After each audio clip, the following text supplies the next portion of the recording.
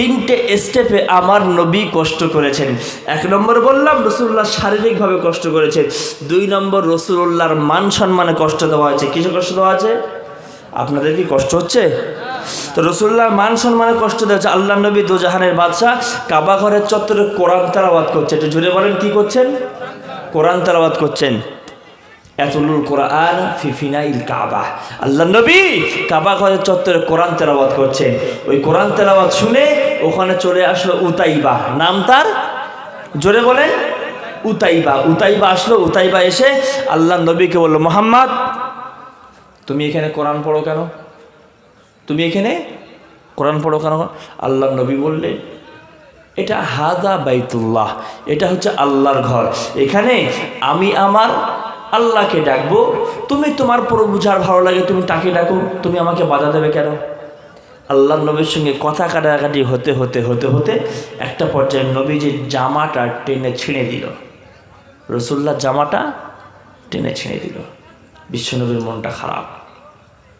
শুধু তাই নয়, কথা বলতে বলতে যখন রাসূলুল্লাহ দেখছে যে রাখছে না, কিছু কিছু মানুষ আছে দেখবেন যাদের সঙ্গে কথা বললে যতই উল্টা পাল্টা বলবেন কিন্তু রাখবে না।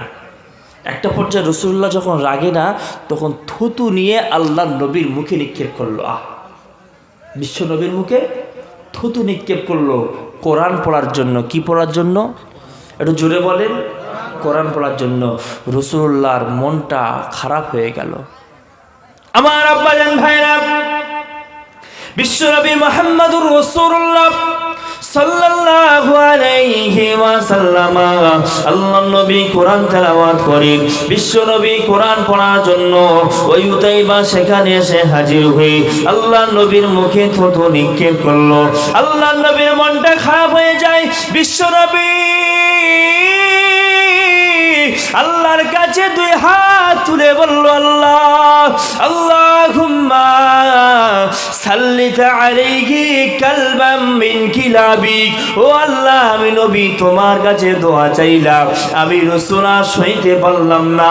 আখিরি জামানার নবী তুমি আমাকে বানালে, শেষ জামানার নবী আল্লাহ তুমি আমাকে বানালে।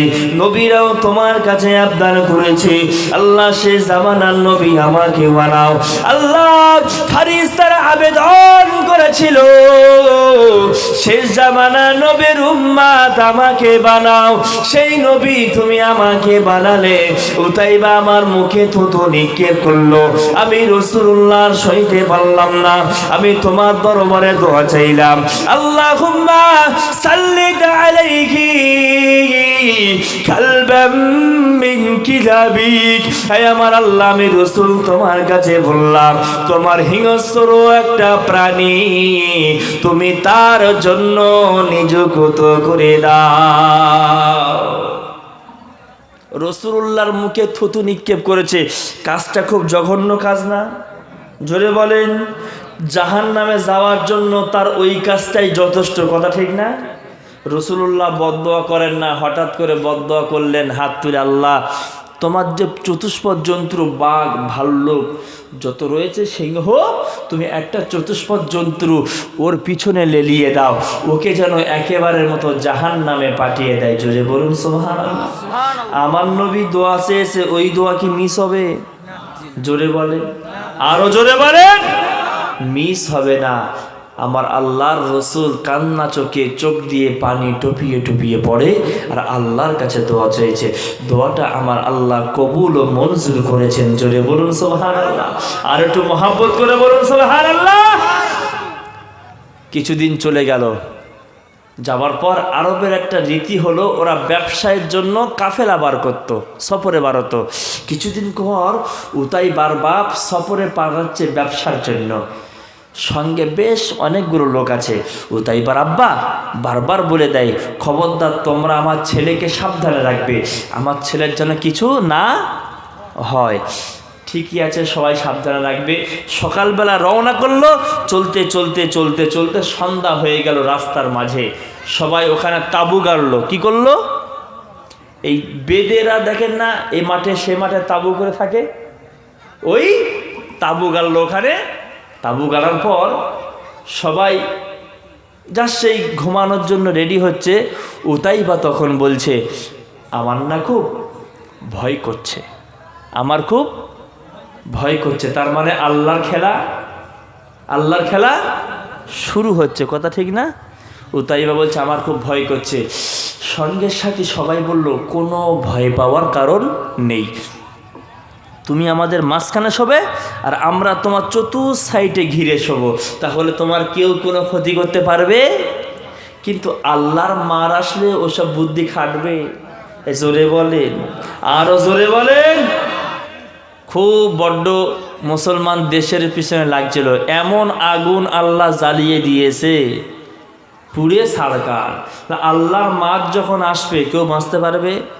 আমার আব্বাজান ভাইরা, ওই উতাইবা নবীজির মুখে থুতু নিক্ষেপ করলো। কারণ হলো বিশ্ব নবী কোরআন পড়ে পড়ে মানুষকে মুসলমান বানায়। আল্লাহর নবী কোরআন তেলাওয়াত করি মানুষকে মুসলমান বানিয়ে ফেলে। আল্লাহর নবী কোরআন পড়ার জন্য ওই উতাইবা আল্লাহর নবীর মুখে থুতু নিক্ষেপ করলো। আমার আল্লাহ দোয়াটা কবুল করে নিল। রাত যখন গভীর হয়ে গেল, সবাই যখন ঘুমিয়ে পড়লো, কাফেলার সবাই যখন ঘুমিয়ে পড়লো, উতাইবার চোখে আর ঘুম আসে না, উতাইবার ঘুমাতে পারে না, মনটা উড়ু উড়ু উড়ু উড়ু ভয় ভয় লাগে। আমার আল্লাহ রাতের বেলা জিবরিল আমিনকে ডাক দিয়ে বলল, এ জিবরিল চলে যাও চলে যাও চলে যাও, দুনিয়ার জমিনে তুমি চলে যাও। ওই উতাইবা আমার নবীকে অপমান করেছিল, উতাইবা আমার নবীর মুখে থুতু নিক্ষেপ করেছিল। না না না, অন্য কোনো কারণে না, কোরআন পড়ার জন্য মুখে থুতু নিক্ষেপ করেছিল। আমার নবী আমার কাছে হাত তুলে দোয়া চাইছিল, আমি আল্লাহ দোয়াটা ফেরত দিতে পারি না। রে জিবরিল আমিন তুমি চলে যাও, উতাইবার কাছে তুমি চলে যাও। জিবরিল আমিন একটা বাঘের আকৃতি ধারণ করলেন। জিবরিল আমিন একটা বাঘের আকৃতি ধারণ করে দুনিয়ার জমিনে চলে আসলো, দুনিয়ার জমিনে চলে আসলো বাঘের একটা আকৃতি ধারণ করে। আমার আল্লাহ সকল কাফেলার চোখে আরামের ঘুম যখন দিয়ে দিল, সবাই যখন ঘুমিয়ে পড়লো, জিবরিল আমিন আসার পর একটা থাবা মেরে ওই উতাইবাকে চিরতরের জন্য জাহান্নামে পাঠিয়ে দিল। জোরে জোরে বলুন সুবহানাল্লাহ। উতাইবা কোথায় গেল? জোরে বলেন। আসলো কে? জিবরাইল। কার আকৃতিতে? বাঘের আকৃতি। আর আমার রাসূল বললেন আল্লাহুম্মা সাল্লিত আলাইহি কালবাম মিন কিলাবিক, আল্লাহ রে হিংস্র পশু তুমি ওই উতাইবার জন্য লেলিয়ে দাও। আর বাঘ কি হিংস্র প্রাণী না? এই জোরে বলেন। বাঘ হিংস্র পশু তো। আমার আল্লাহ জিবরিল আমিনকে বললেন, জিবরিল আমিন বাঘ হলেন। জিবরিল আমিন কি হলেন? বাঘ হলেন। সবাই যখন ঘুমিয়ে রইলেন, জিবরিল আমিন একটা লাফ মেরে বুকে ছাতি ধরে একেবারে নিয়ে ফেলে দিল। কোথায় নিয়ে ফেলে দিল? জোরে বলেন। আচ্ছা, সে যুগে তো আল্লাহর রসুলকে অপমান করেছে বলে তো জাহান্নামে গেছে, আর এ যুগে যারা আমার নবীকে অপমান করবে তারা তো জান্নাতে যাবে। কথা বলে না। সে যুগে সে জামানায় আল্লাহর নবীর জামানায় বিশ্ব নবীকে যারা অপমান করেছিল, আমার আল্লাহ তাদেরকে জাহান্নামে পাঠিয়েছে। এ জামানায় যুগে বর্তমান সময়ে যারা XYZ যে কেউ হোক না কেন, আমার নবীর সম্পর্কে কুমন্তব্য করলে, আমার নবীর সম্পর্কে কুধারণা করলে, বিশ্ব নবী আর আম্মা জান আয়েশার বিয়ে কেন্দ্রিক নিয়ে যদি কেউ কুমন্তব্য করে, হতে পারে সে বড় লিডার, হতে পারে পার্টির বড় সিম্বলের নেতা, আমার আল্লাহ ছাড় দিলেও চিরতরের জন্য ছাড় দেবে না। এমন মার আসবে পালানোর জন্য জায়গা পাবে না। কথা বলে ঠিক কিনা? আরো জোরে বলেন ঠিক কিনা? ভাই, বাংলাদেশের সাইদি সাহেব নাম শুনেছেন না আপনারা? সাইদি সাহেব আল্লাহ ওনার অভিজ্ঞতা অনেক দিয়েছিল, আল্লাহ অভিজ্ঞতা অনেক দিয়েছিল। সাইদি সাহেব একটা হুঙ্কার দিয়ে বলে, আজ তুমি ক্ষমতার চেয়ারে বসেছো বলে যা ইচ্ছা তাই করছো, এমন সময় আসবে পালানোর জন্য ইঁদুরের গর্ত পাবে না। বলেছিল না? এই ভাষণটা আপনারা শুনেছেন? ভাই, বাংলাদেশের সরকার বড্ড ছেলেখেলা করছিল, যোগ্য যোগ্য আলেমদেরকে ধরে ধরে আয়না ঘরে দিচ্ছিল। কিছু দিচ্ছিল? জোরে বলেন। আয়না ঘরে দিচ্ছিল। এমন একটা সময় আসলো, সাইদি সাহেব বলেছিল পালানোর জন্য ইঁদুরের গর্ত পাবে না। আচ্ছা, কথাটা কি খেটেছে? খেটেছে? সাইদি সাহেবের জামিন না হওয়ার জন্য যে শয়তানটার হাত ছিল, সেই শয়তানটা পালানোর জন্য দাড়ি রেখে মাথায় টুপি রেখে বর্ডার চুরি করে যাচ্ছিল। বিএসএফ ধরে আচ্ছা কেরানি কেলিয়েছে, ওকে আবার জেলখানায় বন্দি করেছে। তো আল্লাহ কিছুদিনের জন্য মসনদে বসতে দেয়, কিন্তু চিরকালের জন্য। বলেন, জোরে বলেন। দুনিয়ার জমিনে নমরুদ এসেছিল, ফেরাউন এসেছিল, নিজেরা খোদাই দাবি করেছিল। সাজ্জাদ এসেছিল, সে নিজে দুনিয়ার জমিনে জান্নাত তৈরি করেছিল। কিন্তু কোন খোদা পৃথিবীর জমিনে আছে? সব মাটি দিয়ে গিয়েছে, সব কবরে। জোরে বলেন। যে নিজে খোদা দাবি করেছে তারে পানিতে ডুবিয়ে আমার আল্লাহ মেরেছে। জোরে বলুন সুবহানাল্লাহ। তো এ জামানায় যদি কোনো নমরুদ, ফেরাউন, হামান, কারুন যারা মসনদে বসে আছে, ওরা যদি আমার নবীকে নিয়ে উল্টোপাল্টা করে, আমার আল্লাহ কি ছেড়ে দেবেন? জোরে বলেন। এই জামানায়ও যারা আমার নবীকে নিয়ে কথা বললে, প্রত্যেক যুগে, প্রত্যেক জামানায়, প্রত্যেক কালে যারাই তাদের নবীর সঙ্গে অপমান অপদস্থমূলক কাজ করেছে, আমার আল্লাহ ওদেরকে ছাড় দেয় নাই। এই জামানায়ও তুমি যেই হতে পারো না কেন, আমার আল্লাহ তোমাকে ছাড় দেবে না। কথা বলো ঠিক কিনা?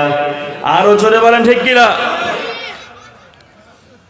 রসুলকে ভালোবাসলে আল্লাহ রসুল মুসলমান বানানোর জন্য কষ্ট করেছেন, আর সেই রসুল্লাহকে যদি আমি মান্য করতে পারি, আমার আল্লাহ তো আমার জন্য জান্নাত দেবেন। জোরে বলুন সুবহানাল্লাহ। ওই জন্য তো প্রকৃতপক্ষে যারা আল্লাহকে মানে, ওরা দুনিয়ার কারোর কাছে মাথা নত করে।